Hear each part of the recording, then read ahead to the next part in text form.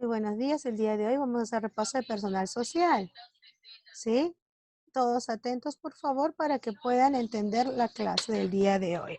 ¿Sí?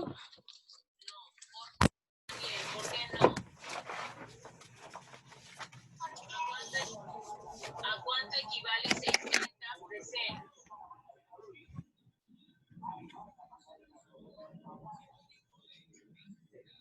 Me escriben por el chat si pueden ver el video. Ahorita empieza.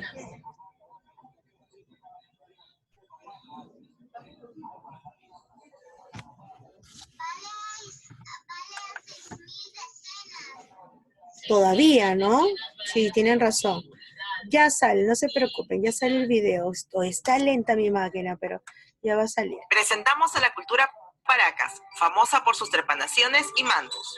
La cultura Paracas fue descubierta por el padre de la arqueología peruana, Julio César Tello, en 1925. Surgió a finales del formativo superior u horizonte temprano, entre los años 600 a.C. y 200 después de Cristo, coincidiendo con el ocaso de la cultura chavín. Se originó en la costa del sur. Voy a retroceder un poquito para que no se vea. Surgió a finales del formativo superior. Y ahora sí. La cultura Paracas fue descubierta por el padre de la arqueología peruana, Julio César Tello, en 1925. Surgió a finales del formativo superior u horizonte temprano, entre los años 600 a.C. y 200 después de Cristo, coincidiendo con el ocaso de la cultura chavín. Se originó en la costa del sur, dominando desde el Valle de Cañete, en Lima, hasta el Valle del Yauca, en el norte de Arequipa, teniendo a Ica como centro cultural. El nombre de esta importante cultura se debe a que los restos de cerámica, tejidos y tumbas principales fueron encontrados en la península de Paracas, cementerio Cerro Colorado. Fue una sociedad clasista, con diversos centros ceremoniales con pirámides truncas y patios hundidos, entre los cuales encontramos a la Huaca Soto o la Huaca Santa Rosa, en Chincha. Como toda sociedad teocrática, y además muy influenciada por la cultura chavín, la figura predominante era la del sacerdote, quien se encontraba al servicio del dios Con o dios oculado, hacia quien los agricultores y pescadores ofrecían sus ofrendas y trabajos. Debido a las diferencias encontradas en los entierros de los muertos, Julio César Tello estableció dos fases o épocas históricas. Llamó a la primera Paracas Cavernas, porque enterraban a sus muertos dentro de tumbas excavadas de manera vertical en el suelo, que se ensanchaban antes de alcanzar el piso, lo que les daba una forma de copa invertida. Las tumbas de este periodo fueron encontradas en el Cerro Colorado, lugar situado a 18 kilómetros al sur de Pisco. Su centro de influencia fue la población fortificada de Tajahuán, invertida. Las tumbas... A ver, ¿me van a escuchar a mí, por favor? Me dice por ahí, me ha escrito el alumno Suárez, Ángel, me ha dicho que escucha trabado. Por favor, escriban en el chat si me pueden escuchar a mí. A mí me escuchan bien. ¿Me escuchan claro a mí? Escríbanme, por favor, si me escuchan claro a mí. ¿Sí? Ya, muy bien. Ya está. Muy bien. Ahora te cuento. Tenemos aquí a quién. No se preocupen, no se preocupen.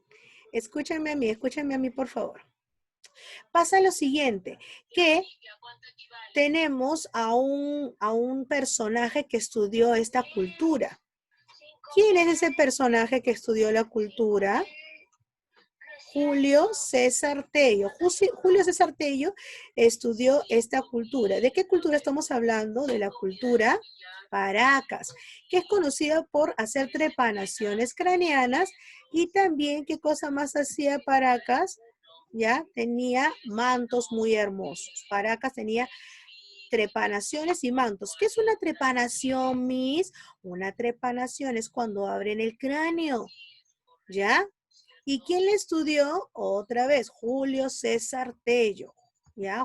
Que le dicen Julio C. Tello, que él hace de César. Julio César Tello. Pero vamos a ver dónde se encontró Paracas. Paracas se encontró después de ¿quién? Después de Chavín. Después de Chavín se encuentra. ¿Ya? Entonces, por favor, escuchen y yo les voy explicando. Si no escuchan bien, no se preocupen, yo les voy explicando. 1925. Surgió a finales del formativo superior u horizonte temprano, entre los años 600 a.C. y 200 después de Cristo, coincidiendo con el ocaso de la cultura chavín. Se originó en la costa del sur, dominando desde el Valle de Cañete, en Lima, hasta el Valle del Yauca, en el norte de Arequipa, teniendo a Ica como centro cultural. El nombre de esta importante cultura se debe a que los restos de cerámica, tejidos y tumbas principales fueron encontrados en la península de Paracas, en el cementerio Cerro Colorado. Fue una sociedad clasista, con diversos centros ceremoniales con pirámides truncas y patios hundidos, entre los cuales encontramos a la Huaca Soto o la Huaca Santa Rosa, en Chincha. Como toda sociedad teocrática, y además muy influenciada por la cultura chavín, la figura predominante era la del sacerdote, quien se encontraba al servicio del dios Con o dios oculado, hacia quien los agricultores y pescadores ofrecían sus ofrendas y trabajos. Debido a las diferencias encontradas en los entierros de los muertos, Julio César Tello estableció dos fases o épocas históricas. Llamó a la primera Paracas Cavernas. Paracas Cavernas. Paracas Cavernas es una de las fases que le da Julio César Tello, ¿a quién? A Paracas. Esa...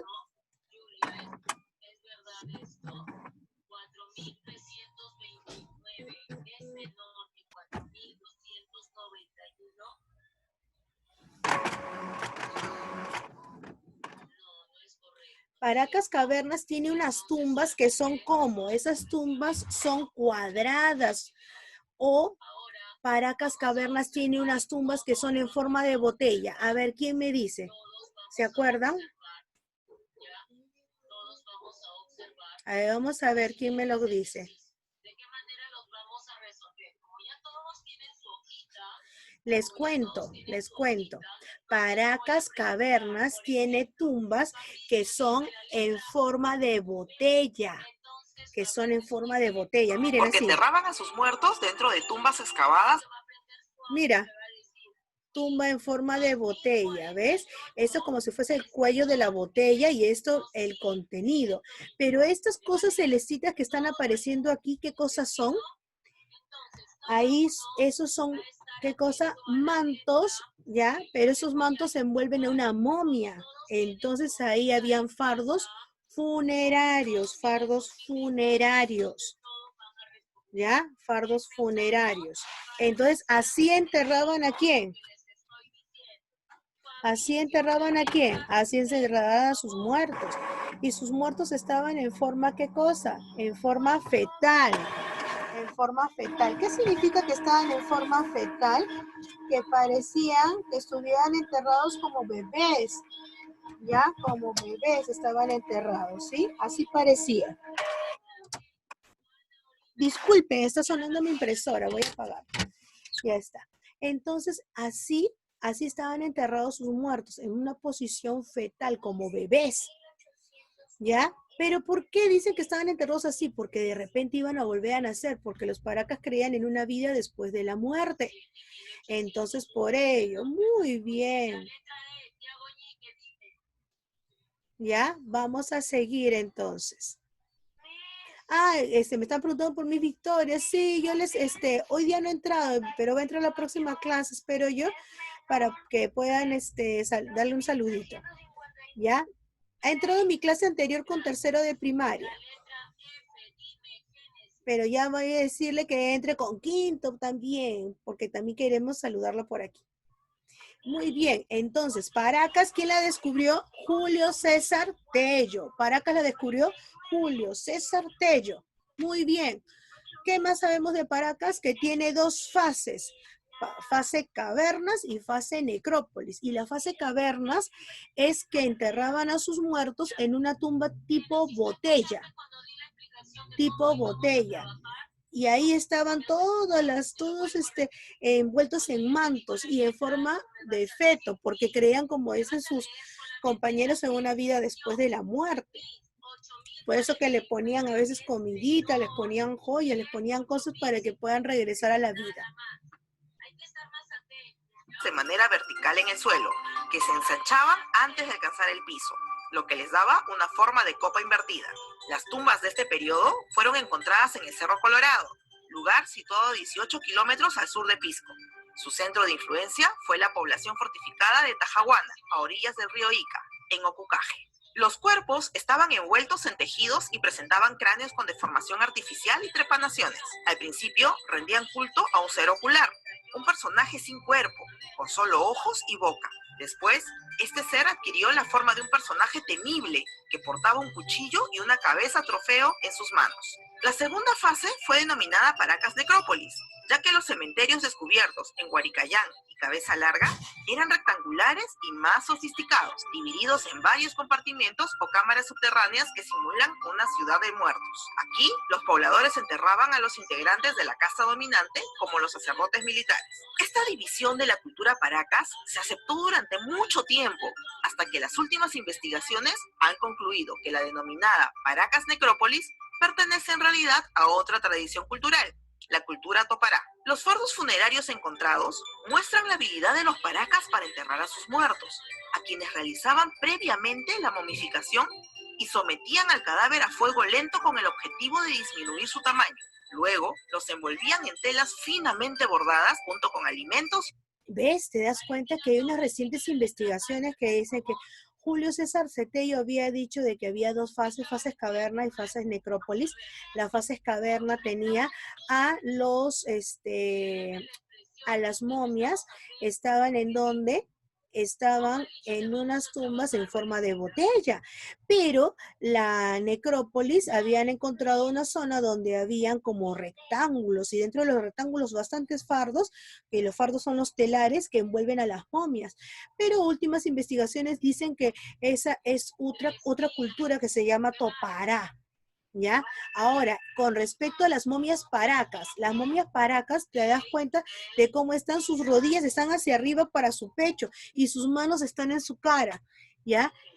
Y la someten a calor para que se disminuya. Entonces la grasa se quema, ya se va derritiendo la grasa que está dentro de debajo de nuestra piel, dentro de nuestro cuerpo, y se va disminuyendo y se van haciendo más chiquitos, ya para que puedan esos cuerpos conservarse. Y para que se puedan conservar les quitan todos los órganos internos también, muchas veces, ya para que se puedan conservar. A ver, por acá me están diciendo algunas cositas. Ah, no se preocupen, sí, parece asustado. Parece asustado. Sí, es que es más, hay un cuadro que se llama El Grito, ¿ya? Donde aparece una persona que está así, con las manos acá en la cara así, ¿ya? Y dicen que eso es como las momias paracas. ¿Ya? Algunos dicen eso. Y adornos de oro y piezas de cerámica. Los cadáveres se encontraban de cuclillas, desnudos, con brazos y piernas fuertemente flexionados dentro de una cesta. Mira, ¿ves? Están dentro de una cesta con los brazos y piernas flexionados, ¿eh? Eran envueltos con capas de telas simples y grandes, confeccionadas de algodón con ofrendas en su interior. Estas telas, bordadas y cosidas, se encontraban cubriendo la parte exterior del fardo y su calidad dependía de la clase social del fallecido. Dentro de sus aportes culturales más importantes encontramos a la textilería, la medicina, la cirugía y cerámica. Sus mantos, considerados los mejores de América, se hicieron a base de algodón, lana de camélido y fibras vegetales para obtener una hermosa combinación de colores. Sus representaciones fueron casi siempre seres mitológicos y figuras geométricas. En el ámbito de la cirugía y medicina, encontramos a las trepanaciones craneanas, para lo cual se usaban fresas de obsidiana, tumis o cuchillos con filo en formas de media luna, bisturís y pinzas. Se perforaba el cráneo con la fresa de obsidiana y se raspaba o excavaba el hueso dañado con el cuchillo. Luego, se obturaba la abertura con planchas de oro o de calabaza. Esto permitía que la operación cicatrice sin ningún problema. Muchos cráneos con señales de trepanación nos indican que las personas sobrevivían a esta práctica. También se realizaban deformaciones en los cráneos de los nobles paracas, para diferenciarse de la población común. Esta práctica se realizaba en la élite desde muy temprana edad con la ayuda de tablillas, soguillas y aparatos especiales. En cuanto a la cerámica, esta era polícroma, con un estilo definido, escultural y esférico con la forma de una calabaza con dos picos y un azapuente. Sus representaciones eran felínicas, de peces, aves y serpientes, gracias a la influencia chaví.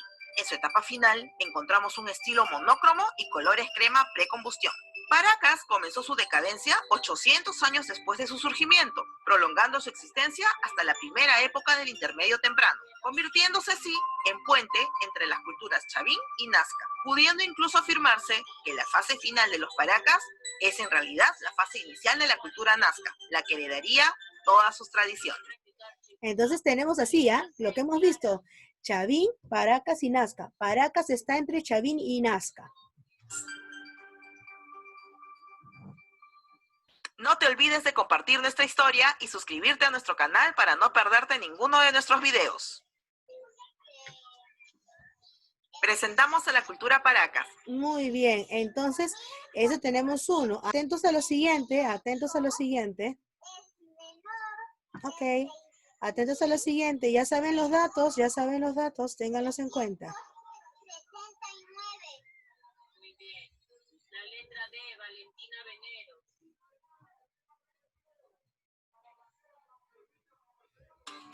Presentamos a la cultura Chavín, una de las más importantes culturas preincas del Perú. Chavín fue descubierta por el padre de la arqueología peruana, Julio César Tello, el cual consideró a Chavín como la cultura matriz del Perú, debido a que fue en su momento la cultura con mayor antigüedad. Su aparición dentro del horizonte cultural ocurre en el periodo conocido como formativo andino y es considerado dentro del primer horizonte cultural, desarrollándose entre los años 1200 al 200 a.C. Su expansión ocurre a lo largo de la costa y sierra peruana, con mayor influencia en los departamentos de La Libertad, Lima y Ancash, siendo en este último el lugar de su origen, específicamente entre los ríos Huachexa y Mochna, en el callejón de Conchucos. Su máxima expansión en la costa ocurre desde Lambayeque hasta Ica y en la sierra desde Cajamarca hasta Ayacucho. Su influencia abarca principalmente en la religión debido a la ferocidad de sus dioses y en la aplicación de nuevas técnicas que permiten mejorar su productividad en la agricultura y también en su visión de la astronomía. Su centro de progreso fue el fabuloso templo de Chavín de Huántar, ubicado a 3.180 metros sobre el nivel del mar. Fue una sociedad clasista, siendo la figura predominante la del sacerdote, quien se erigía como parte de un grupo privilegiado con poder político, religioso, económico y social. Al ser una sociedad teocrática, en donde se gobernaba en nombre de un dios o de una fuerza superior, el sacerdote, como su representante, debía ser cultivado en conocimientos de astronomía, agricultura, ingeniería hidráulica, medicina y ciencias en general, contribuyendo con estos conocimientos a lograr el bienestar de la población, legitimando así el poder de la élite sacerdotal sobre las demás clases sociales. La construcción del templo o recinto ceremonial Chavín de Huántar empezó con el llamado templo antiguo o viejo, y su construcción duró aproximadamente 200 años, entre los años 1500 y 1300 a.C.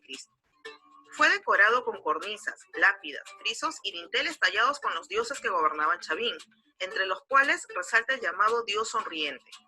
Esta imagen fue encontrada en una escultura lítica con forma de cuchillo o lanza, ubicada en el centro del templo y conocida como lanzón monolítico, y era hacia quien se dirigían los sacrificios que se realizaban. La ofrenda humana era conducida por un conjunto de laberintos de galerías subterráneas dirigidas hacia el centro del templo. Durante el trayecto, se escuchaba un sonido estruendoso que simulaba el rugido de los jaguares. Dicho sonido generaba temor y miedo al pueblo que aguardaba expectante a las afueras de los muros. Sin embargo, aquel aterrador sonido no era otra cosa que un sistema de canales de agua subterráneos y diseñados para producir dichos ruidos. Otra divinidad que encontramos en el templo antiguo es el obelisco Tello, que nos muestra una pareja de seres míticos con forma de grandes caimanes, con rasgos de felinos y serpientes, la misma que representaría la creación del mundo y de todas las especies. Con el paso de los años, se construiría en el templo Chavín una edificación de mayor extensión y complejidad, llamado Templo Nuevo, entre los años 1000 a 800 a.C.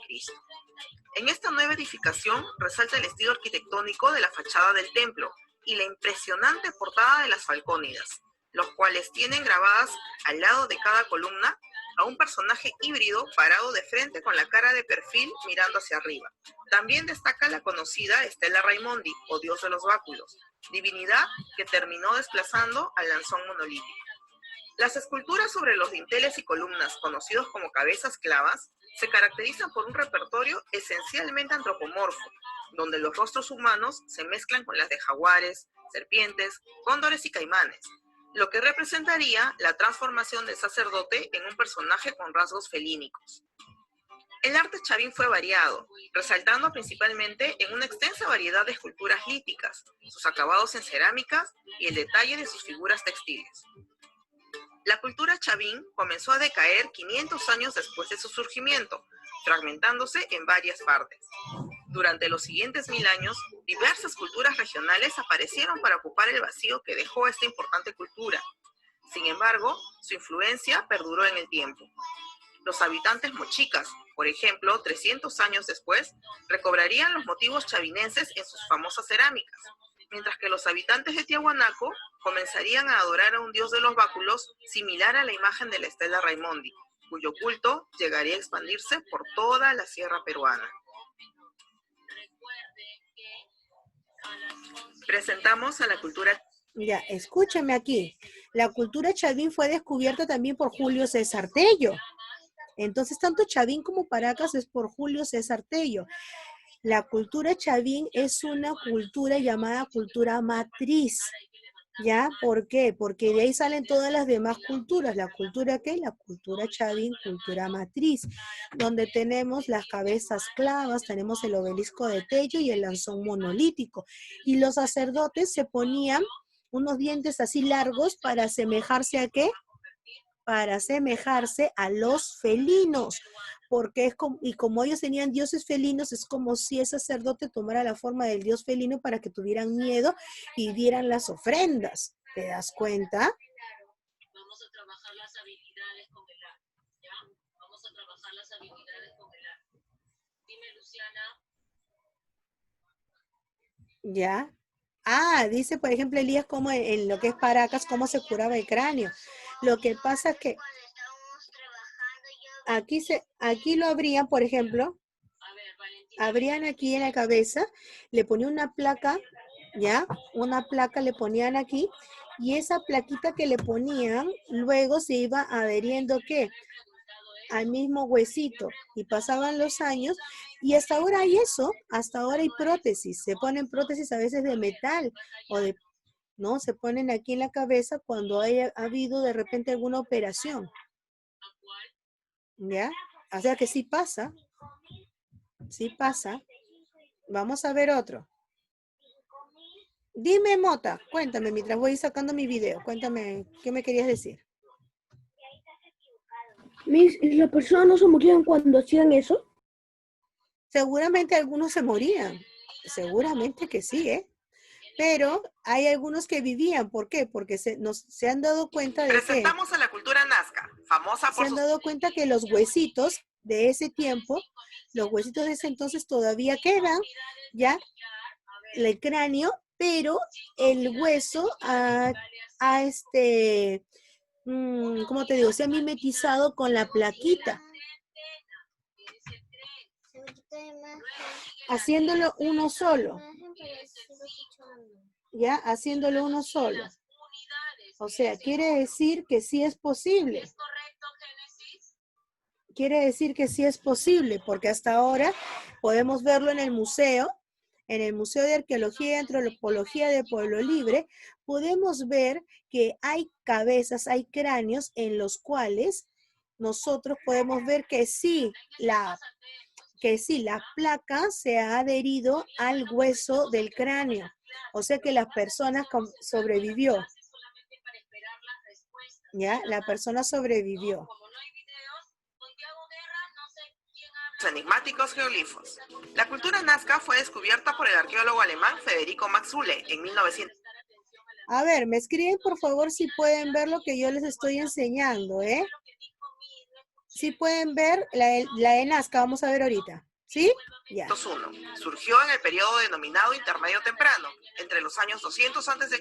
y 700 después de Cristo, coincidiendo con el ocaso de la cultura Paracas y desarrollándose paralelamente a la cultura mochica.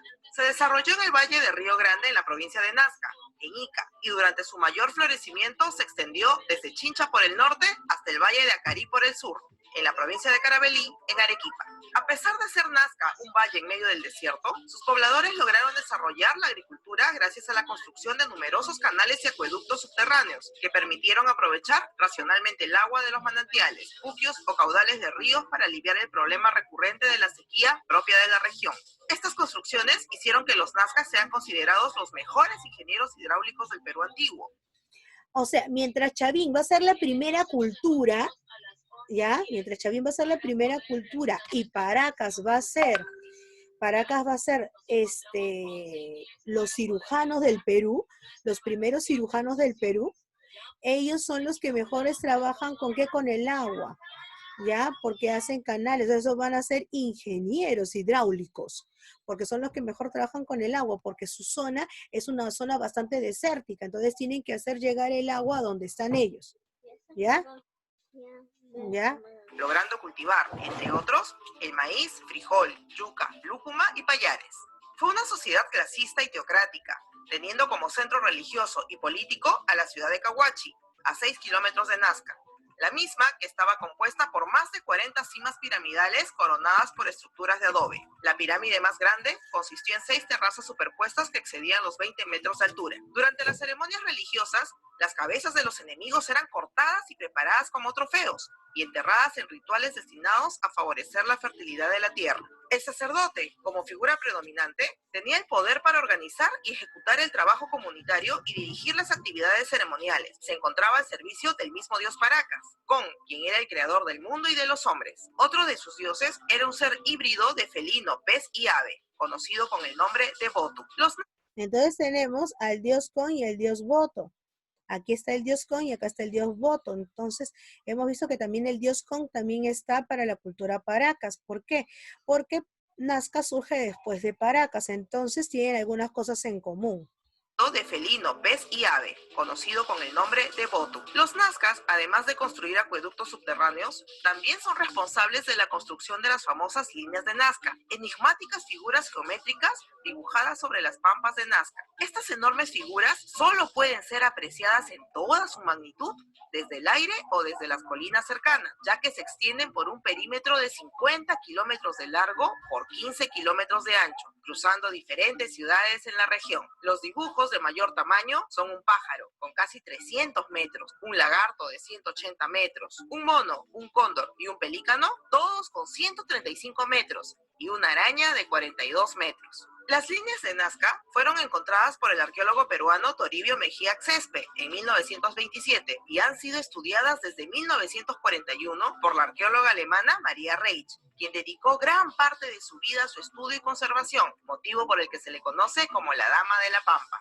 Algunas de estas figuras o geoglifos representan criaturas vivientes, otros plantas o seres fantásticos, y otras figuras geométricas de varios kilómetros de largo. Se presume que podrían haber tenido una función ritual relacionada con la astronomía, fungiendo de calendario, o incluso que podría tratarse de caminos sagrados. Para trazar estas líneas, los antiguos pobladores de la cultura nazca se valieron de diversos instrumentos. El tupu, que era una plancha de metal o madera colocada perpendicularmente a la tierra para proyectar la sombra del sol y de la luna. El teodolito, que era un tubo de madera o terracota del que pendían una plomada para trazar el rumbo de las líneas, el cordel y el nivel de agua. Una de las cosas que genera mayor asombro es que las líneas de Nazca se han mantenido prácticamente intactas a pesar del paso inclemente del tiempo. Esto debido a la capa del suelo rica en yeso y a la formación de un colchón de aire caliente que ha logrado proteger estos importantes dibujos de la erosión del viento. Dentro de sus aportes culturales más importantes, encontramos a la cerámica, la arquitectura, la textilería y la música. En cuanto a la cerámica, sus trabajos se caracterizaban por su policromía, decoración y forma. Sus representaciones fueron desde plantas y animales hasta figuras más abstractas y míticas. La forma era calabazada o lenticular, con dos picos divergentes unidos mediante un azapuente. Los nazcas son también conocidos por sus hermosos tejidos bordados. La lana era de llamas y alpacas, probablemente de la región de Ayacucho, a la que se le podía adicionar plumas y agujas de cactus. Su arquitectura fue también muy desarrollada, puesto que además de sus templos y plataformas como la de la ciudad de Cahuachi, edificaron el observatorio solar de Estaquería y casas para viviendas y edificios públicos con calles y plazas que denotan verdaderos centros urbanos, como Tambo Viejo y La Tinguiña. También podemos mencionar su inclinación por la construcción de instrumentos musicales como las antaras, tubos hechos con pequeñas varillas de caña cuyos sonidos serán escuchados en sus rituales y ceremonias. Entonces, hemos repasado un poquito de qué, de la cultura Chavín, de la cultura Paracas y de la cultura Nazca, ya que es muy importante para estar listos para nuestro examen, para nuestra evaluación. ¿Sí? A ver, vamos a ver. Vamos a ver si lo tenemos por aquí. Un ratito. Les voy a enseñar un ratito algo. No se vayan, quédense conmigo. No se vayan, quédense conmigo. Ya está, ya se está abriendo entonces. Ahora sí les voy a pedir su participación a todos, ¿sí? Les voy a pedir su participación a todos. ¿Ya? Vamos a ver aquí. Les voy a pedir su participación a todititos.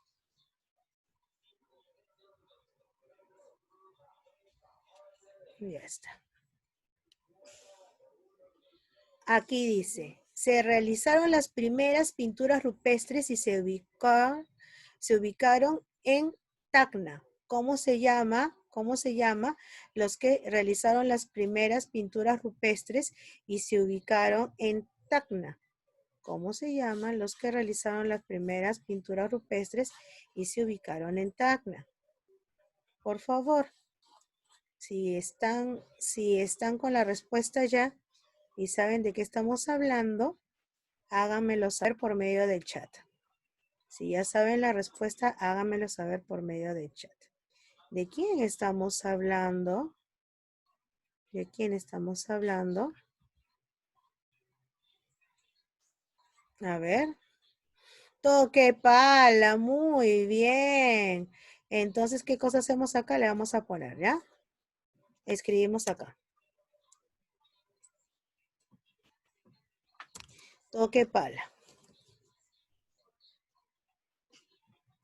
Toque pala. Siguiente pregunta. Me escriben por el chat. Se alimentaron de carne de cuy y se ubicaron en Ancash. ¿Cómo se llamaron? ¿Cómo se llamaron? Les dije que repasaran, ¿eh? Ajá, guitarrero. Muy bien. Guitarrero. Muy bien. Se ubicaron en Huánuco y construyeron el primer centro religioso. Escríbanme, por favor, que los leo y se va a crear grabado el chat. Muy bien, Diana, Eleonora. Muy bien, Kotosh.